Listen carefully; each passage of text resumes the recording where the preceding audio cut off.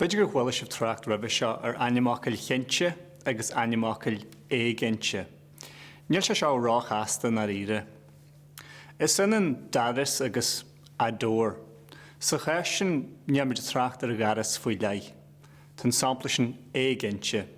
Má dearmid the door, my door, Mary's door, nó door number 3. Tá sé stáilearn sin gomid tracht ar garas faoi lei hína an sampla. Tá na sampla sin ceinte mar sin. Dearmid go bhfuil animácail ceinte má bhíon a talt ribh.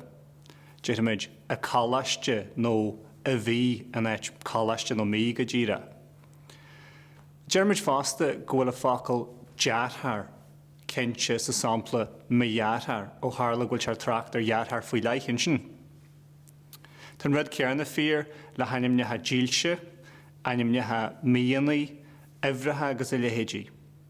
Is animácail cheinte i dteamar sin, a cálaiste, poedric, seomra trí, lúnasa.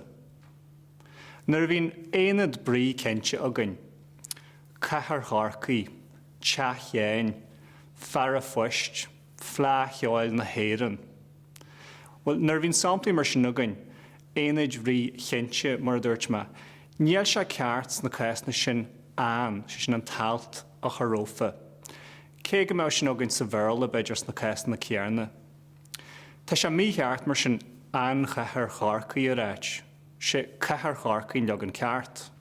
Dal síos chearna, ní déadú duine a fear foist nó a teachéin a fear foist agus teachéin go ddíra.